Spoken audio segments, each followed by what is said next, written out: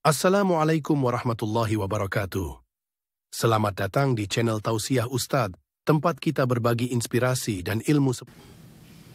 Alhamdulillah, alhamdulillahi wa kafa, wassalatu wassalamu ala rasulillahil mustafa, wa ala alihi wa sahbihi wa dhurriyatihi wa ummatihi wa man wafa, wa ba'd. Teman-teman sekalian, ayat-ayat paket puasa itu turunnya bukan di bulan Ramadan, turunnya di bulan Sya'ban, di tahun kedua Hijrah. Saya sebut ayat-ayat karena sebagian umat Islam ketika disebutkan puasa Ramadan, fokusnya hanya di ayat 183 saja. Padahal kurikulum Ramadan itu satu paket, dari ayat 183 di surah Al-Baqarah sampai dengan ayat 187 di surah Al-Baqarah. Diturunkan di bulan Sya'ban di tahun kedua Hijrah. Dan sekarang kita sudah memasuki bulan Sya'ban di tanggal kedua di tahun 1444 Hijrah. Jadi berkesesuaian kurikulum ini dibahas saat ini dan sesuai dengan petunjuk atau sunnah Nabi Sallallahu Alaihi Wasallam dari segi historis dan dari segi persiapan spiritual. Pertama, kenapa turunnya bulan Sya'ban? Sebulan sebelum dilakukan. Secara singkat kata para ulama, agar Nabi Sallallahu Alaihi Wasallam memiliki kelapangan waktu untuk menjelaskan semua yang terkait dengan baik itu keistimewaan ataupun juga teknis pelaksanaan Ramadan yang sempurna sehingga menghasilkan kualitas Ramadan yang diinginkan oleh Allah. Nanti kita akan bedah apa yang diinginkan oleh Allah lewat Ramadan itu. Nah, dengan pendidikan sebelum Ramadan ini langsung dari Nabi, pendidikan Nabawi, maka diharapkan semua orang Islam baik di masa itu ataupun diteruskan kini sampai dengan sekarang itu memiliki kelapangan hati dan kesiapan untuk menerima apapun yang diperintahkan saat Ramadan sehingga menghasilkan kualitas seperti yang diinginkan oleh Allah Subhanahu wa taala. Dalam bahasa Arab, seorang yang telah lapang sehingga menerima apapun dia siap melakukannya, maka dalam bahasa Arab itu disebut dengan marhaban namanya. Dari kata rahiba yarhabu. Jadi kalau orang Arab mengatakan marhaban ya akhi, selamat datang ya saudaraku, menyambut tamu misalnya, itu maksudnya saya betul-betul lapang menerima Anda. Silahkan, apapun yang Anda inginkan di sini boleh. Mau duduk silahkan, makan silahkan. Maka mereka mengatakan nazaltum ahlan wa halaltum sahlan. Disingkat ahlan wa sahlan. Nazaltum ahlan, Anda tiba di sini anggap rumah sendiri. Ya. Nah, rumah sendiri kan juga tidak harus seperti yang punya rumah ya. Ya, silahkan makan, minum, tapi kan ngepel enggak ya. Ya, nyapu enggak ya. Jadi silahkan nikmati senyamannya. Halal tum ya, dan apa yang Anda sekarang mau nikmati semua halal. Silahkan. Itu orang mengatakan marhaban. Nah, kalau kita ingin melapangkan hati supaya apa yang datang apapun itu mudah kita terima, maka bahasa Arabnya tambahkan tasydid di kata kerja asal. Dari rahiba jadi rahaba. Yurahibu. Sifatnya disebut dengan tarhib. Maka dari sini kenapa muncul istilah tarhib Ramadan? Tarhib itu asalnya usaha untuk melapangkan hati seluas-luasnya sehingga siap menerima dan menyambut apapun yang akan dihadapi kemudian. Jika tarhib ini dilekatkan dengan Ramadan, maka memberikan kesan upaya untuk melapangkan keadaan hati dan jiwa sehingga ketika Ramadan datang sebagai tamu istimewa itu apapun yang diperintahkan siap untuk dilakukan. Itu gambarannya.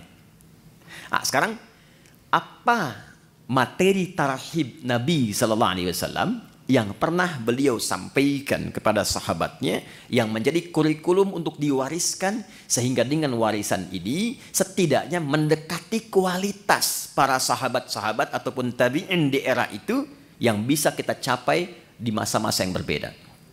Yang pertama, saya cepat. Di sini ada ibu ya. Jadi saya sapanya Bapak Ibu kan. Baik, Bapak Ibu hadirin sekalian.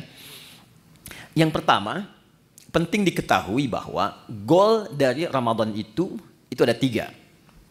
Jadi seseorang disebut berhasil melewati pendidikan Ramadan bila setidaknya dia bisa mendapatkan 3 goal yang diharapkan yang langsung Allah tuangkan dalam Al-Quran. Yang pertama, ada yang dinamakan dengan peningkatan ketakwaan personal. Itu yang ada di Al-Baqarah di ayat 183. Jadi Ramadan desainnya dihadirkan oleh Allah ibadah selama sebulan. Nanti harapan pertamanya ditujukan supaya membentuk karakteristik setiap muslim itu yang memiliki ketakwaan personal yang tinggi.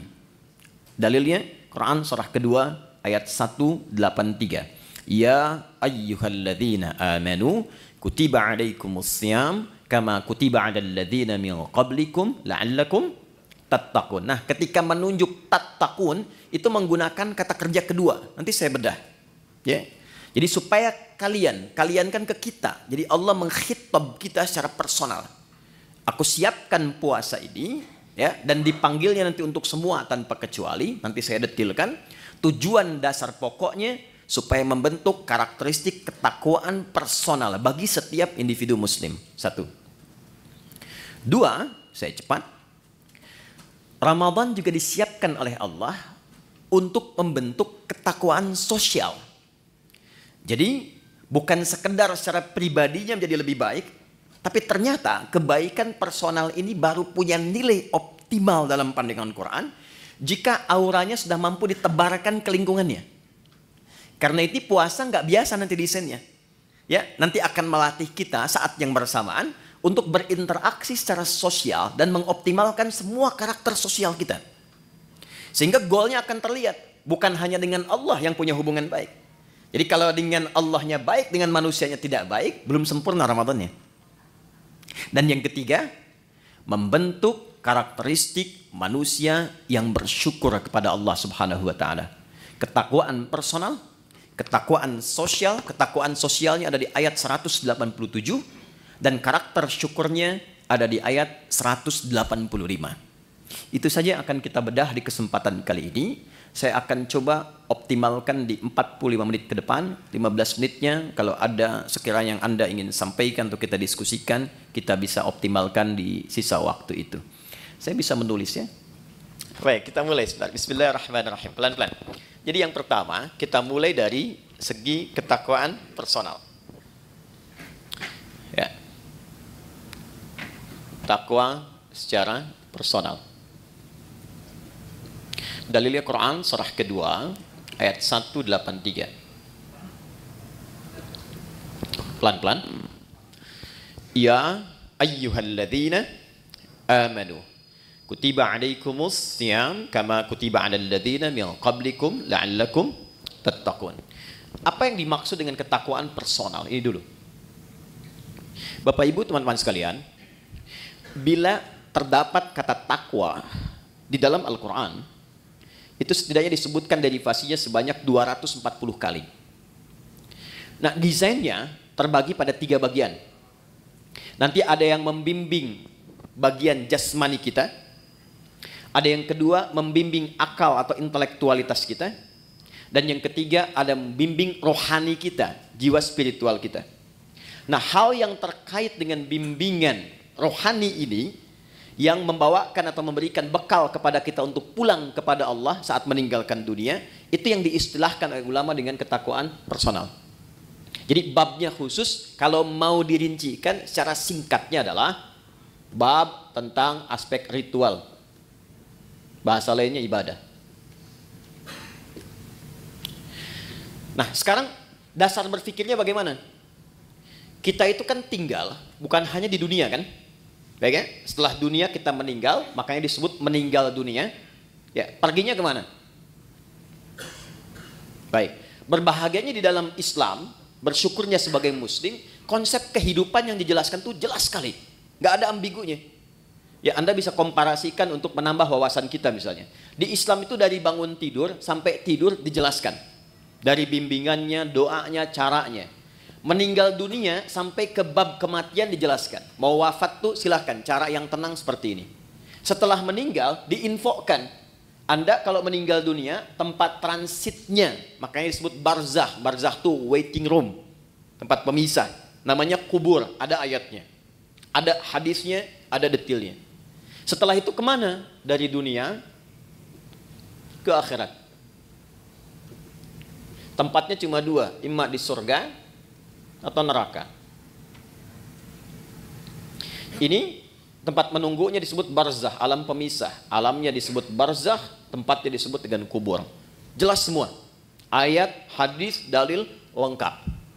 Nah sekarang pertanyaannya, kalau kita di dunia saja berkehidupan butuh bekal, Anda nggak mungkin datang ke kantor ini tanpa bekal. Dan di sini pun bekerja mencari bekal kan?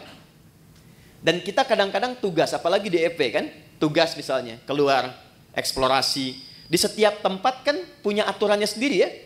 Datang ke Amerika, mata uangnya sudah beda, currency-nya sudah lain. Bekalnya sudah berbeda. Nah sekarang, kalau kita meninggalkan dunia, bekalnya apa? Sedangkan yang kita kumpulkan di dunia itu nggak akan dibawa, ke barzah aja nggak dibawa. Ya, ada di antara kita yang dikubur bawa handphonenya. Kalau saya kangen nanti miss call aja, kan nggak bisa kan? Ya pakaian aja kan ganti kan? Ganti loh. Teman-teman masih pakai seragam tuh, ya kan? Seragamnya saat ke alam kubur kan beda kan? Ya kan? Nggak ada kantongnya loh Pak. Boleh dicek nanti tuh, ya?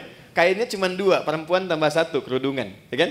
Maka yang belum berkerudung dipikir-pikir dulu ya, supaya malaikat nggak aneh nanti nanya, kamu masuk kubur kok pakai kerudung? Di dunianya enggak ya? Ini untuk latihan saja ya, pertanyaan. Balikin. Jadi masuk ke alam kubur saja, kita sudah meninggalkan semua yang kita kumpulkan di sini. Karena hukum mengatakan setiap berpindah tempat, itu pasti bekalnya tidak akan sama. Pasti berbeda. Hukum ini berlaku fitrah saat berpindah kemanapun, apalagi berpindah ke sini dan ke sini. Maka pertanyaannya, bekal apa yang kita bawa saat berpindah dari dunia? Nah, inilah yang kita siapkan sejak berada di dunia supaya saat pindah ke sini sudah siap. Maka Allah kemudian menurunkan kepada kita usaha-usaha personal selain yang kita kerjakan dalam kesibukan dunia untuk menyiapkan bekal akhirat. Bekal inilah yang disebut dengan ibadah. Aspeknya masuk kepada aspek ritual dan spiritnya masuk pada ketakwaan personal. Inilah sebabnya kenapa Allah meminta kita sholat, meminta kita baca Al-Quran, meminta kita haji, minta kita umrah. Ya, ada kaitan langsung dengan aspek-aspek keduniaan. Tapi sesungguhnya tujuan utamanya adalah penyiapan bekal menuju kehidupan setelah dunia sini. Ya. Setiap kita menunaikan sholat, maka perbuatan sholat, baca Quran, puasa, dan yang lain sebagainya itu untuk mendukung menjadi bekal kehidupan akhirat, maka oleh Quran dinamakan dengan hasanah namanya. Ya, hasanah. Contoh, sholat itu di Quran disebut hasanah. Quran surah ke-11, Hud ayat 114. Aqimis sholata tarafain nahar wa zulafan minal lail innal hasanati yudhibnas sayyiat. Sholat yang kita kerjakan sehari 5 waktu itu 17 rakaat plus dengan tambahan sunnah yang lain, itu oleh Quran disebut hasanah. Nah, setiap kita mengerjakan perbuatan hasanah, maka konsep dasarnya akan melahirkan bekal, diberi nilai bekal untuk pulang ke akhirat. Ya, berapa bekalnya? Setiap hasanah itu 10 poin. Ada di Quran surah ke-6 ayat 160. Ya, ini jangan dianggap biasa ya. Nanti kita lihat nih. Nanti taunya saat akan meninggal. Jadi akan meninggal semua hasanah dikonfirmasi. Makanya ada orang yang ketika akan meninggal kan senyum, tenang. Panggilannya panggilan ketenangan, hasil ibadah. Contoh, dalam sholat kan kita tadi ada tumak ninah ya. Ya, sholat, rukuk tumak ninah, sujud tumak ninah. Itu tumak ninah itu kalau terus dikerjakan memberikan sifat kepada jiwa. Sifatnya disebut mutmainnah. Nanti jiwa mutmainnah ini akan dipanggil saat akan meninggal, dikonfirmasi dengan pahala hasanahnya. Makanya ketika dipanggil Quran surah 89 ayat 27 sampai dengan 30, ya ayyatuhan nafsul mutmainnah, irji'i ila rabbiki radiyatan mardiyah. Kenapa ada yang tenang, senyum? Karena ditampakkan. Ya. Dulu ada seorang kakek itu yang sangat soleh, ahli masjid. Hari Kamis itu, ya beliau selalu merawat masjid. Hari Kamis ba'da asar sedang puasa, itu Masya Allah, itu cuma di belakang sandaran, kemudian merem-melek begini, meninggal. Dalam keadaan yang sangat nyaman gitu. Ahli masjid, wafatnya di masjid. Cuma merem-melek, meninggal. Itu hati-hati belakang ya, yang merem-melek tuh ya. Oke. Balik sini. Man jaa bil hasanati falahu asyru amthaliha. Siapa yang mengerjakan satu perbuatan hasanah, dia dapat 10 poinnya, 10 kebaikan. Nah, 10 ini itu detailnya disebut dengan ajrun, lahum ajrun ghairu mamnun. Ajrun itu bahasa kita yang disebut dengan pahala namanya. Nah, ini yang kita kumpulkan hasilnya berupa apa? Pahala. Ajrun. Jadi yang ikut tuh ininya, hasanahnya. Dan 1, 2 ngitungnya bukan 1, 2, 3, 4, bukan begitu.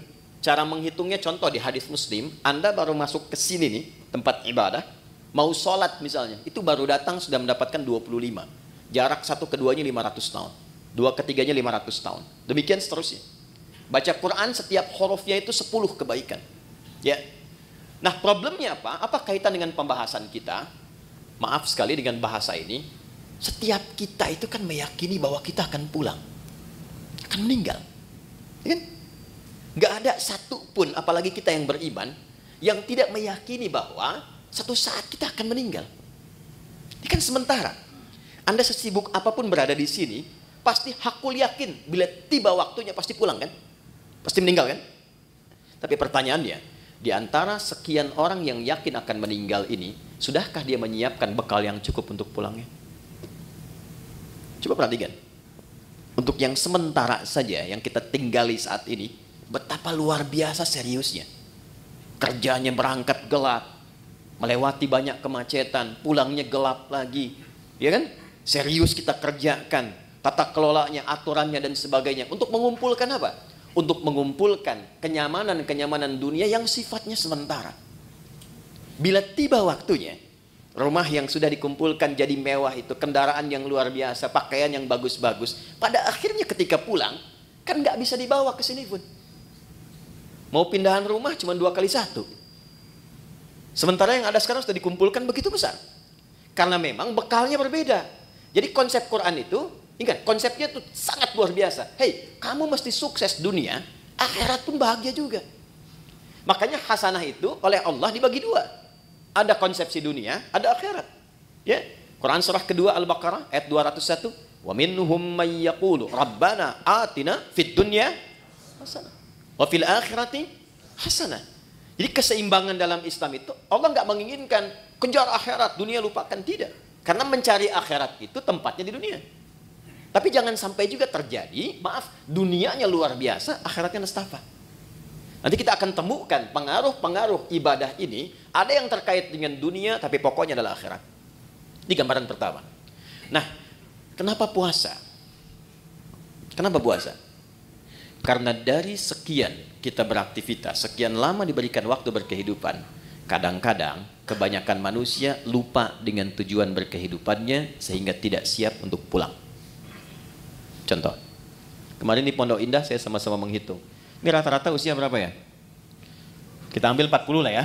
Ya, entah ke atas atau ke bawah, 40 ya. Konsepnya begini aja, 40.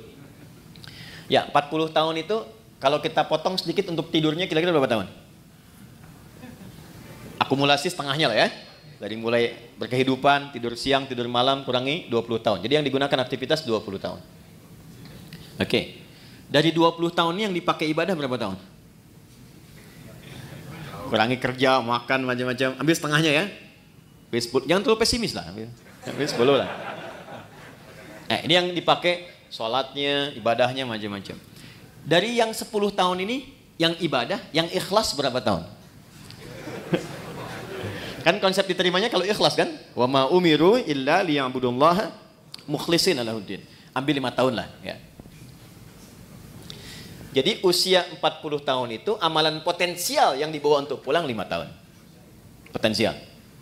Ya kan? Dan ingat energi potensial kan ada kaitan dengan H juga kan? MGH kan? M dikali G kali H kan? Ya kan? Bukan cuma gravitasi dunia, tapi harus ada keseimbangan akhirat kan? Halo, betul ya? Baru jadi kinetik kalau ada itu baru kan setengah M dikalikan V kuadrat kan? Tambah kedua jadi mekanik kan?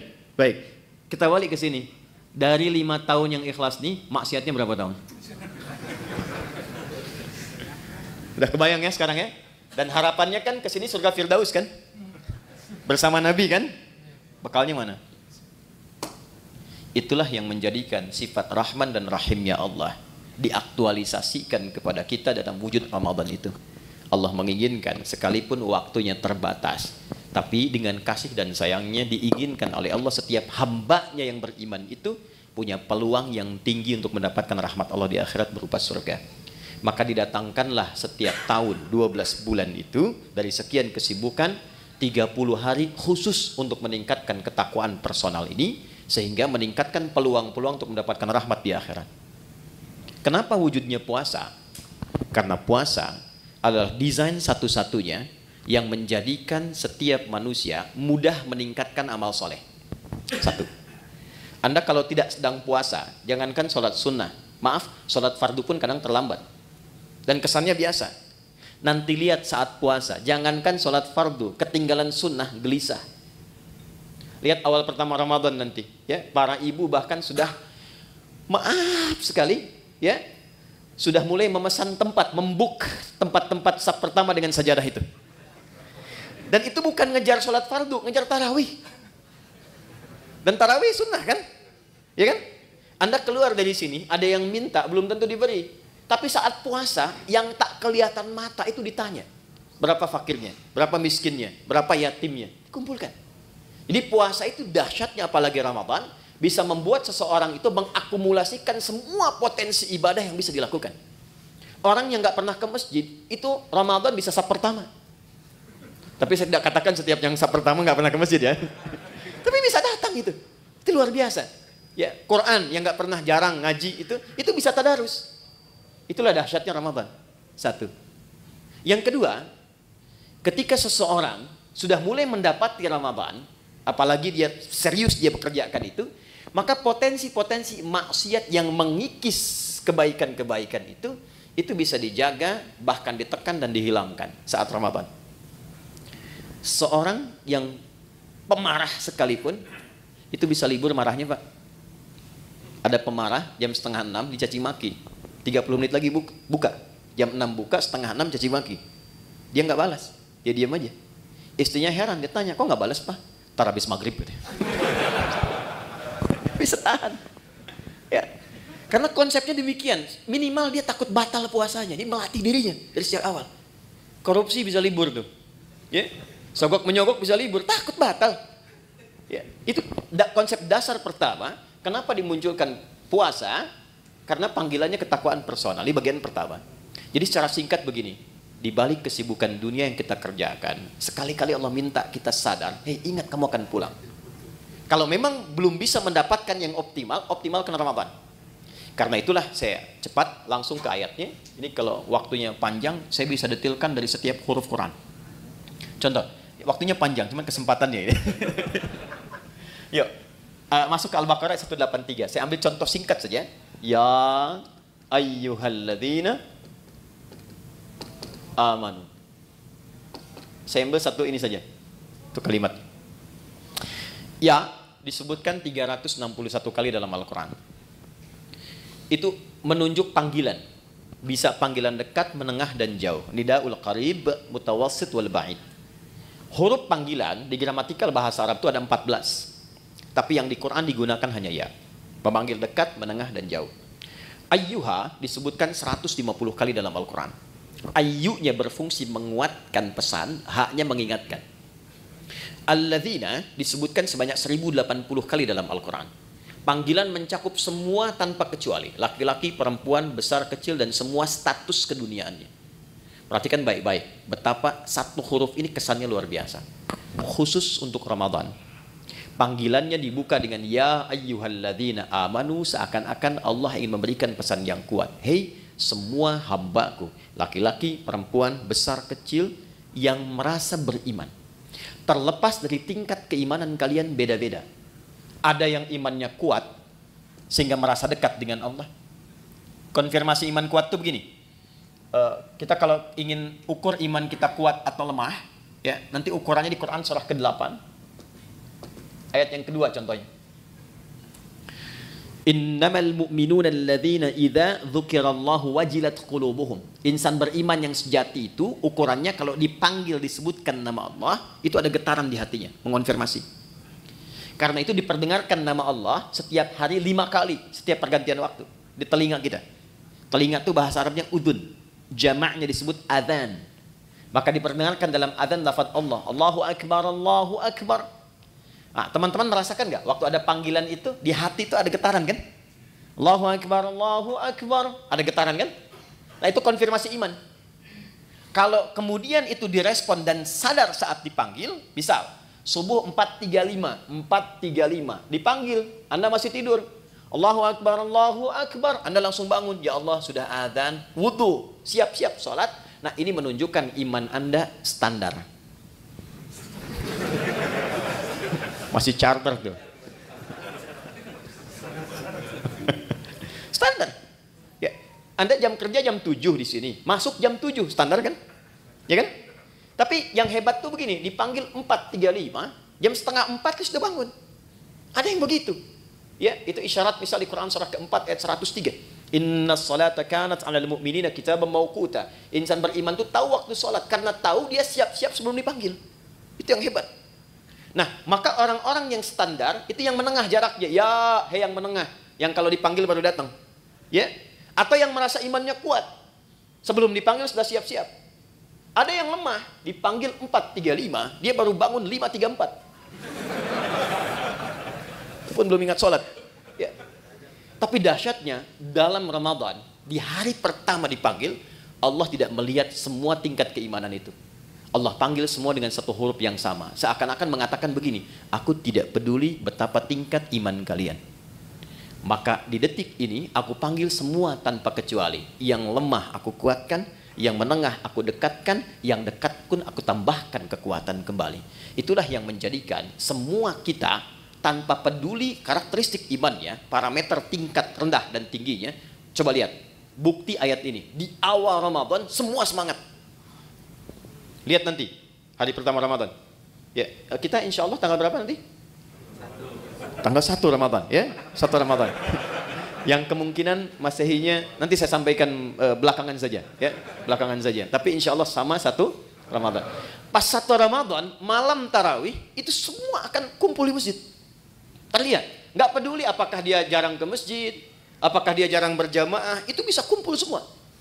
Tapi problemnya adalah Allah turunkan rahmat itu hanya di awal untuk memberikan sebuah bekal dasar. Nah, apakah kita mampu menjaga itu atau tidak sampai akhir itu kembali kepada manusianya masing-masing. Itulah sebabnya butuh tarhib. Kalau nggak disampaikan dari tarhib, itu bisa terjadi kemajuan. Anda awal sampai 10 sak, hari kedua maju 9, 3, 8, ya, terus sampai dekat mudik kosong kan, ya.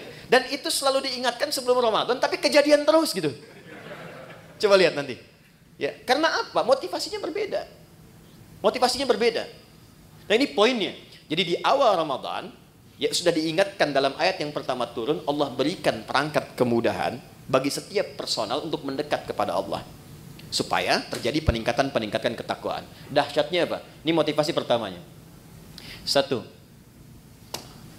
Saya langsung kembali ke hadis di Al-Bukhari. Perhatikan baik-baik. Man shama Ramadhana imanan wa ihtisaban ghufira lahu ma taqaddama min dhanbi. Masuk malamnya, hadis yang sama, beda diksinya. Man qama Ramadhana imanan wa ihtisaban ghufira lahu ma taqaddama min dhanbi. Karena pertama kali masuk Ramadan kita ibadah malam, salat disebut dengan qiyam, pekerjaannya disebut dengan qama. Perhatikan anugerah besarnya saat Ramadan. Dari alladzina dipersonifikasi jadi man. Kalau man itu sudah ke personalnya. Kalau alladzina masih umum. Siapapun dari yang banyak ini, malamnya memulai dengan menyiapkan diri untuk menunaikan tarawih. Man qama Ramadhana, khusus Ramadan, bukan yang lain. Imanan, karena panggilan imannya merespon seruan Allah.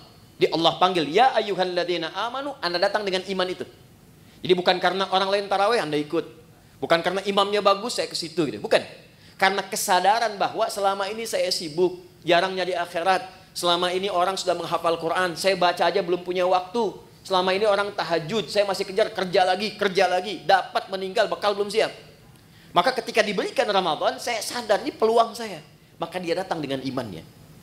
Begitu datang dengan imannya, dia mengoreksi dirinya.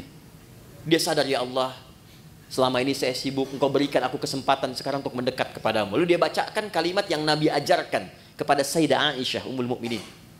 Allahumma innaka afuwun karim. Tuhibbul afwa fa'fu anni. Ya Allah, Engkau mencintai orang-orang yang mendekat kepadamu. Engkau maha mulia yang memaafkan. Selama ini hamba sibuk, hamba banyak berbuat maksiat. Malam ini hamba menegadah kepadamu untuk memohon ampunanmu. Itu yang disebut ihtisaban. Begitu keluar kalimat itu memohon ampun kepada Allah, maka ghufira lahu ma taqaddama min dzambi. Sambil ingat dia dosa-dosa yang pernah dia kerjakan, semua kesalahan yang pernah dilakukan gugur. Ini dahsyatnya Ramadan. Gugur. Makanya sering oleh Bilal itu saat Ramadan sering diingatkan kan? Ya, yang mengingatkan kadang-kadang saat Ramadan ada di samping imam itu, Allahumma innaka afuwun karim tuhibbul afwa fa'fu anni. Diingatkan supaya menghadirkan rasa-rasa kenikmatan bertobat kepada Allah. Itu ketika Anda mengucapkan kalimat itu, maaf sekali, disertai dengan keimanan, bukan kalimat biasa. Anda ingat dosa yang lampau, ingat koreksi diri, memohon kemuliaan Allah, ghufira lahu ma taqaddama min dzambi. Semua dosa-dosa yang pernah dikerjakan, ditobati di malam itu gugur langsung. Kecuali utang ya, maaf. Utang tetap berlaku, ya. Utang itu harus lunas, bukan dengan taubat jadi lunas, tidak. Ya. Apa faedahnya? Begitu selesai, dosa diampuni, Anda bangkit misalnya, baru takbir, kemudian meninggal, itu Masya Allah. Meninggal di malam itu dengan tobat gugur semua, dapat satu amalan, sudah faqad waqa ajruhu 'ala Allah. Dosanya hilang, amalannya tumbuh. Jadi peluang mendapatkan rahmat Allah di akhirat ke surga ini menjadi lebih besar. Hisabnya ringan. Itu enggak ditemukan di waktu-waktu lain kecuali Ramadan. Kalau bersamaan itu dengan malam Al-Qadar, bersamaan, maka sholat yang pertama ditunaikan itu langsung pahalanya lebih dari 1000 bulan. Bukan sama dengan 1000 bulan, ingat. Ayatnya mengatakan Lailatul Qadri khairum min. Khair min itu lebih dari, bukan sama. 1000 bulan itu kurang lebih 83 tahun lah kalau dikonversi. Lebih dari itu lebih banyak. Jadi kalau ada misalnya Anda ngaji itu selepas tarawih, cuman baca satu ayat misalnya, Nun, pas malam Al-Qadar, itu nilai nunnya lebih daripada 83 tahun. Ada yang seharian bisa baca Nun, Nun, Nun, Nun. Ya, dan ingat di hadis Muslim konsepsi pahala itu kan menutup dosa.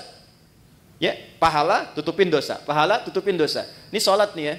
Misal selesai sholat, ada yang menggibah dan nggak tanggung imamnya misalnya. Ya, gitu amat ya bacaannya, si amat aja nggak begitu ya, dia keluar tuh. Dibicarakan, itu di hadis Muslim, pahala sholatnya langsung ditransferkan kepada orang yang digibahkan itu. Wa syatama hadza, wa qadhafa hadza, wa daraba hadza, wa safaka dama hadza. Ada yang berselisih. Difitnah itu langsung pindah. Jadi konsepnya yang soleh menutup yang salah. Nah sekarang berapa banyak yang dikumpulkan yang soleh itu? Sementara dari ujung kepala sampai ujung kaki, maksiat seringkali terjadi setiap detik sekarang. Mata udah salah lihat tuh, baru bangun udah salah lihat. Cek WA kan? Niatnya pengen lihat YouTube ceramah, yang keluar iklan yang tak pantas. Ya kan? Dilihat apa dilewat? Ya, dilewat sayang gitu kan? Dilihat dosa, ya. Tapi kan iman yang menguatkan, lewat. Ya, istighfar lisan, astagfirullah. Ya, ingat meninggalkan maksiat itu ada pahalanya. Jadi ketika Anda skip atau Anda palingkan ada istighfar, dicatat pahala. Bukan cuma tinggalkan biasa, itu nahi mungkar. Nahi mungkar itu ada pahala seperti amar ma'ruf. Tapi harus bersamaan. Palingkan istighfar, bukan istighfar nggak berpaling. Astagfirullah. Apa?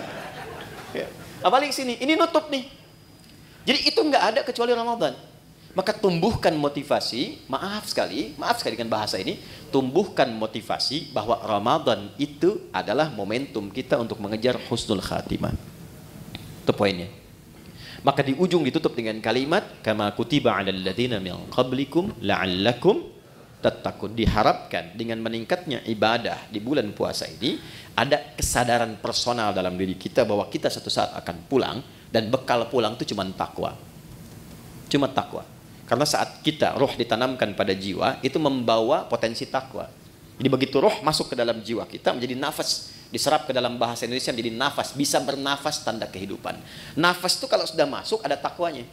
Di mana ditemukan? Quran surah 91 ayat 7 sampai 10. Wa nafsi wa ma sawwaha fa'alhamaha fujuraha wa taqwaha. Makanya potensi takwa itu dioptimalkan dalam bentuk ibadah.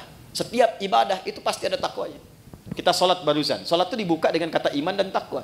Dzalikal kitabu la raiba fi hudal lil muttaqin. Siapa orang takwa di situ? Alladzina yu'minuna bil ghaib wa yuqimunas shalah. Puasa jelas.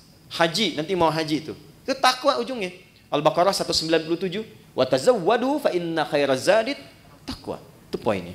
Jadi secara singkat, kalau kita dengar kata Ramadan, Ramadan, Ramadan, sandingkan kalimat itu dengan kata pulang. Yuk, jadi kalau sekarang masih kita abai dengan Ramadan, tanyakan aja, kalau meninggal siap nggak bekalnya? Ya, saya tutup dengan satu bagian pertama ini, dengan satu kalimat dari Jibril alaihissalam, yang Nabi langsung like, kita wajib share, nggak usah komen lagi. Ya. Perhatikan komentar Jibril alaihissalam ketika Nabi akan naik ke mimbarnya. Mimbar Nabi itu ada 3 gundakan, step 1, 2, 3. Begitu naik, kata Jibril alaihissalam, ini ada di Al-Mustadrak karya Al-Imam Al-Hakim Naisaburi. Kata Jibril alaihissalam, raghima anfu rajulin au bu'dan, celaka seseorang dan akan jauh dari rahmat Allah, liman adraka ramadhana falam yughfar lahu, yang sudah disampaikan ke Ramadan tapi tak mampu mengonversi Ramadan itu sebagai rahmat untuk meningkatkan ketakwaan dirinya, sehingga tak mampu diampuni oleh Allah Subhanahu wa taala. Dikasih sehari Anda nggak tobat, ada kedua. Hari kedua Anda nggak tobat, ada ketiga. Tapi 30 hari dikasih nggak tobat-tobat, berapa lama lagi waktu yang dibutuhkan oleh Anda untuk mendapatkan rahmat Allah Subhanahu wa taala? Itu poin 1. Pengingatnya saat selesai Id nanti. Dari kata ada ya'udu, tempatnya disebut ma'ad, waktunya disebut dengan mi'ad. Innallaha la yukhliful mi'ad, waktunya. Innal ladzi farada 'alaikal qur'ana laradduka ila ma'ad, tempatnya. Id itu sifatnya. Kenapa di ujung Ramadan disebut dengan Idul Fitr? Bukan hanya mengembalikan ke waktu kita makan lagi, Idul Fitri, tapi mengingatkan bahwa satu saat kita akan pulang, dan pulangnya membawa jiwa yang suci, yang penuh dengan nilai ibadah. Ya, illa man atallaha biqalbin salim. Nah, itu ditunjukkan setiap kali selesai puasa. Berbahagianya di Indonesia ini, kebiasaan Id ini muncul. Mudik kan? Ya kan? Mudik itu kan pulang ke Udi kan? Pulang ke kampung kan? Dan yang pulang, itu berani pulang kalau punya bekal. Saya pernah tanya pada seseorang yang nggak mudik, kenapa Anda nggak mudik? Nggak punya bekal, Ustaz? Nggak punya bekal. Tapi yang punya bekal, itu semangat pulangnya luar biasa. 3-4 hari sebelum pulang udah siap-siap, dan dia telepon ke tempat yang akan pulang. Maka di tempat itu ibunya, saudaranya udah siap-siap ngecat rumah, makanan diada-adakan, siap penyambutan. Kadang-kadang kan terjadi yang luar biasa ya, luarnya seperti kaleng biskuit, dalamnya rangginang kan. Saya nggak sebut nama produk supaya nggak endorse ya, UMKM nggak apa-apa gitu. Itu semua disiapkan, dan yang akan pulangnya itu saking bangganya, walaupun kendaraannya kecil, bekalnya banyak. Motornya kan bebek kan, tapi bekalnya singa kan. Coba lihat, dusnya ditambah lagi pakai pelepah kurma, sampingin lagi pelepah pisang tuh ya, kalau di sini. Ya, pelepah pisang tambahin dus, tambah lagi, dan dia tuliskan, aku pulang sayang. Kenapa? Karena siap. Di akhirat tuh begitu. Ketakwaan personal ini wujudnya dari sholat, puasa, Quran, haji. Ini yang menjadikan pintu-pintu surga bergantung dengan amalan ini. Di surga itu ada 8 pintunya. Dan 8 itulah amalan pokok kita. Makanya nanti ada yang dipanggil dari pintu puasa, yang rajin puasa, pintunya Ar-Rayyan. Ada pintu babus sholah, pintu tahajud, pintu sedekah. Pastikan Anda menekuni ketakwaan personal itu di sisi yang mana sehingga punya kebanggaan saat pulang. Kalau belum sempat baca Quran, saya kasih kabarnya dari sekarang. Saya keliling-keliling Indonesia. Sekarang di setiap tempat tuh berburu Quran. Dari mulai anak-anak kecil yang 3 tahun, 4 tahun, 5 tahun, bahkan yang kata orang nggak bisa melihat, matanya buta. Saya selalu katakan Allah tutup peluang matanya untuk melihat maksiat. Itu mereka pun sudah mulai menghafal Quran. Dan banyak di antara mereka juga punya kesibukan. Anda yang tempat ber-AC, nyaman, tenang, enak, dengan semua fasilitas belum mampu mendekat kepada Allah, maka bandingkan dengan orang-orang yang kerja di lapangan. Ada satu tempat, istrinya itu suka ngambil suluh, suaminya kerja serabutan. Tapi kalau orang datang ke situ, itu Masya Allah, semua yang terbaik dihidangkan, makanan, ikan dan sebagainya, dan istri akan mengatakan, Alhamdulillah, Abi tuh kalau pulang Allah kasih uang banyak sekali. Berapa sebulan? Ya kalau nggak 500, 700 ribu. Tapi tahu kan Anda, istrinya hafal Quran 30 juz dan suaminya 7 riwayat. Dan mereka bekerja dalam diam. Dunianya hasanah dan mereka menyiapkan akhirat yang sangat dahsyat untuk pulangnya. Karena di antara yang diparadekan oleh Allah untuk pulang itu, dan diperintahkan malaikat berjajar di setiap pintu surga menyambut, itu ahli Al-Quran. Makanya Ramadan kita punya kebiasaan mendalami Al-Quran, salah satunya untuk itu. Nah, jadi kita lihat spirit pertamanya itu. Jadi nanti saat akan ke Ramadan, siapkan agendanya dari sekarang. Ini kurikulum yang Nabi ajarkan. Ya, mohon maaf dari sekarang. Rencana mau berapa juz khatam nanti? Mau berapa juz hafal? Jangan tanggung, 30 juz pasang target hafal Quran. Maksud saya begini, kalau target 30, nyangkutnya kan jelas, 28, 27, kan 3 juz ya. Kalau cuma 1 juz kan targetnya, nanti nyangkutnya kan nggak jelas tuh ke bawahnya. Dari sekarang siapkan. 1, sedekahnya, ya. Kemudian sholatnya, sholat sunnahnya, dari sekarang bikin. Menunya keluarkan semua. Nanti checklist, minimal salah satu pernah dilakukan. Ya, checklist 1, 2, 3. Selesai Ramadan, demi Allah saya katakan, rasakan pasca Ramadan, apakah ada perubahan, peningkatan ketakwaan personal ini setelah selesai menunaikan puasanya. Nanti cirinya pada bagian ketiga. Saya cepat, saya punya 5 menit lagi. 2, ada jenis kedua disebut dengan ketakwaan sosial. Ayatnya ke 187, lihat ujungnya. La'allahum yattaqun, dari taqiyah. Kalau tak itu Anda, kalian, personal. Kalau ya dibicarakan dia. Kalau dijamakkan tambah un di ujungnya, yattaqun, mereka. Jadi bukan hanya membentuk secara pribadi untuk kita, tapi interaksi dengan lingkungan sosial kita. Hablu minan nas, hablu minal makhlukat. Maka ciri orang yang berhasil puasanya bukan hanya baik secara personal, tapi implementasi kebaikan personal itu bisa dilihat dari perbuatan baiknya dengan sesama. Makanya saat puasa, anjurannya bukan sekedar meningkatkan ibadah pribadi. Pernah dengar hadis ini di At-Tirmidzi? Siapa yang memfasilitasi bukaan untuk orang puasa, walaupun 1 biji kurma saja, 1 kurma, ataupun sehirup air saja, maka dia mendapatkan pahala yang sama dengan yang berpuasa itu tanpa dikurangi sedikit pun. Pernah dengar hadisnya? Hadisnya sahih. Tapi jangan salah menyimpulkan ya, bacanya pakai ilmu hadis. Ya nggak usah puasa, fasilitasin aja kurma. Nggak begitu. Ya Anda fasilitasin, Anda nggak puasa, Anda dosa, Anda batal. Jadi ruginya 2 kali. Ya, maksudnya apa?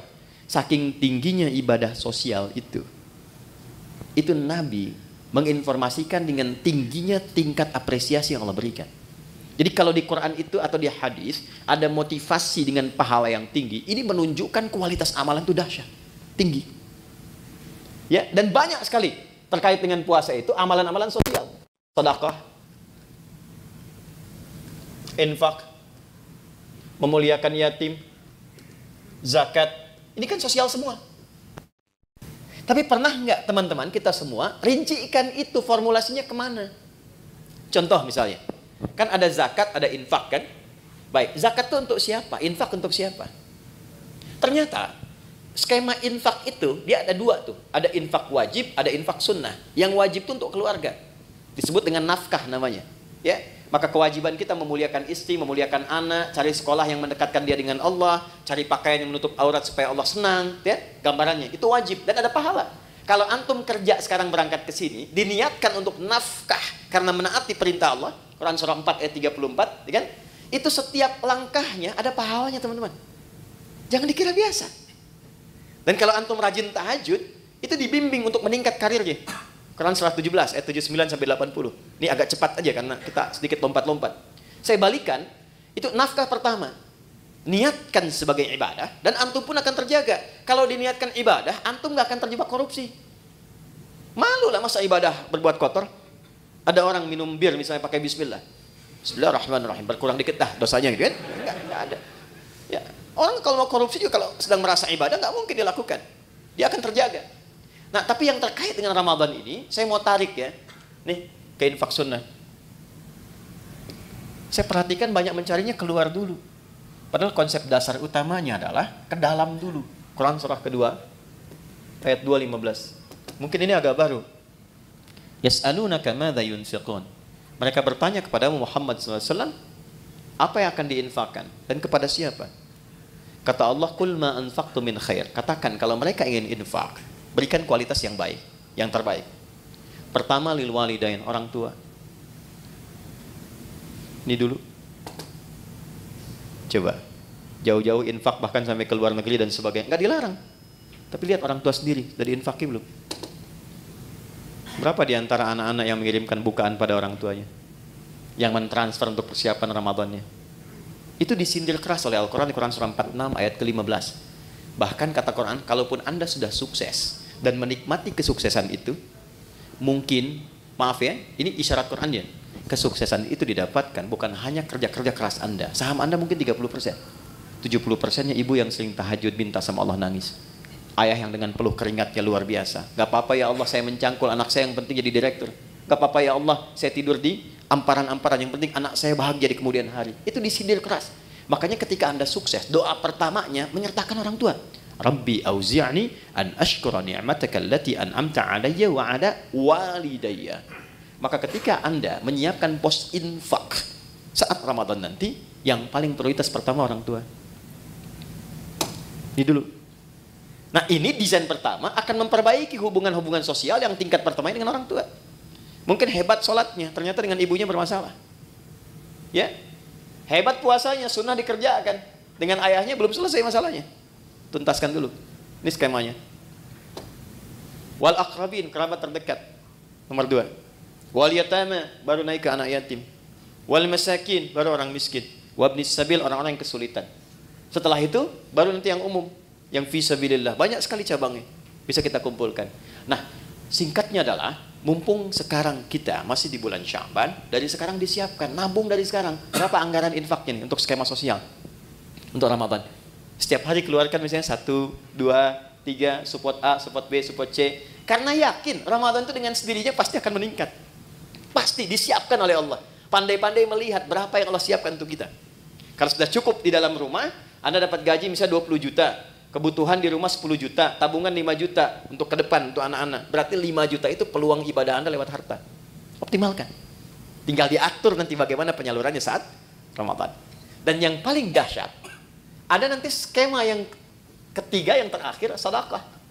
Yang sifatnya lebih luas lagi. Bukan hanya muslim, tapi sampai non-muslim. Sampai non-muslim. Anda bekerja kan di sini nggak semuanya muslim tuh. Pasti ada non-muslimnya. Nah, tebarkan aura Ramadan kepada teman-teman juga. Ya. Jadi begitu datang nanti bulan Ramadan, bisa dibikin skemanya untuk sedekah itu lebih luas sifatnya. Mungkin di antara anak mereka ada yang kesulitan, bisa diberikan bantuan SPP-nya. Itu kan? Ada di antara mereka yang tertarik dengan Islam, berikan kemudian pendalaman dengan buku-buku keislaman. Biayanya boleh dari skema ini.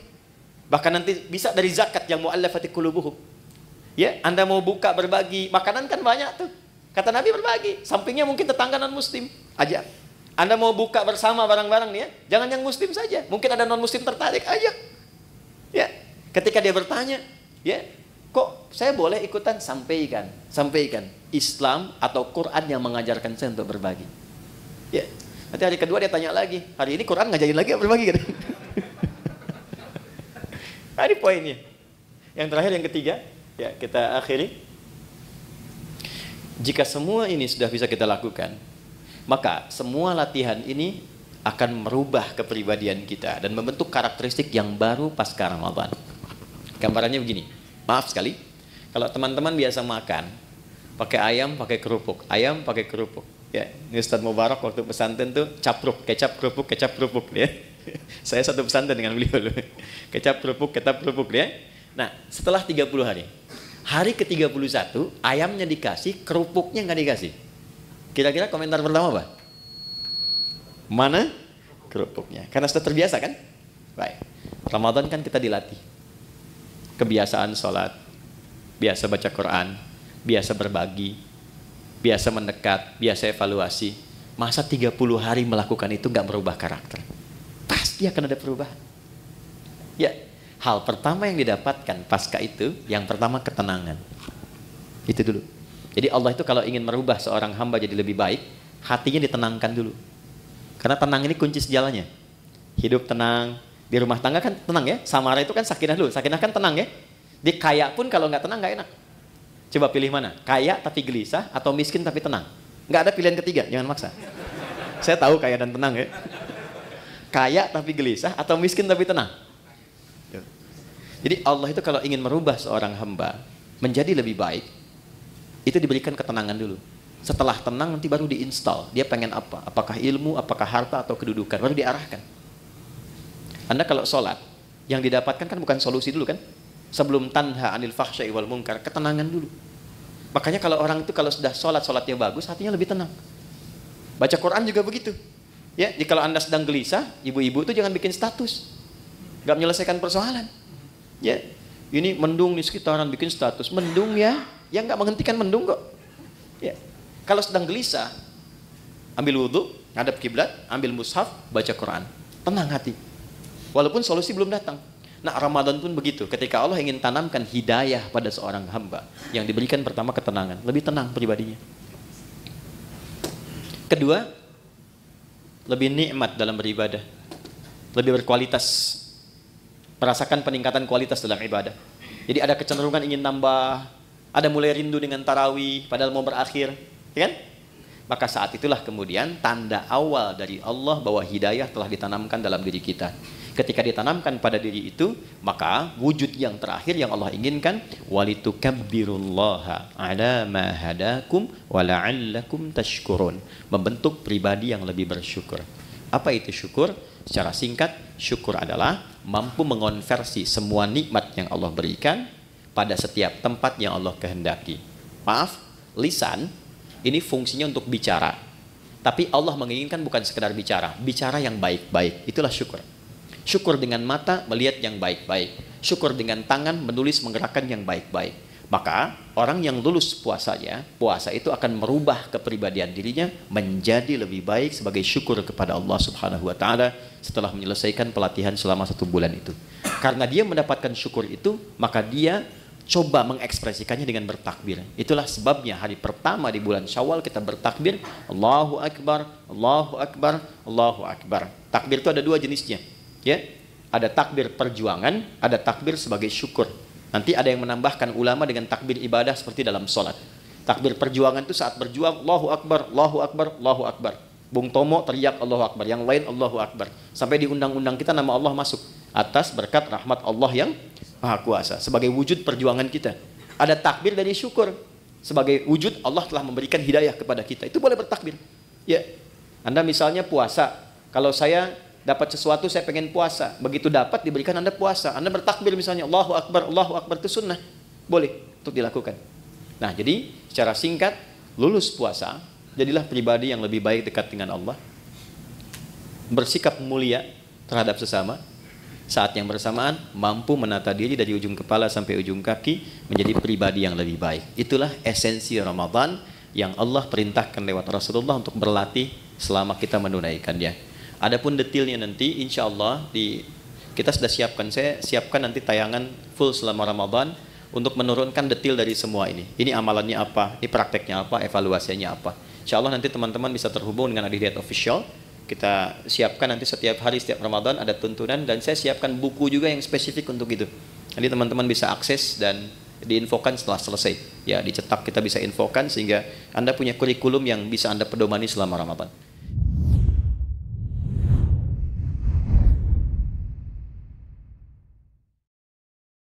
Terima kasih sudah menonton. Jangan lupa like, share, dan subscribe untuk mendukung dakwah ini. Sampai jumpa di video berikutnya. Wassalamualaikum warahmatullahi wabarakatuh.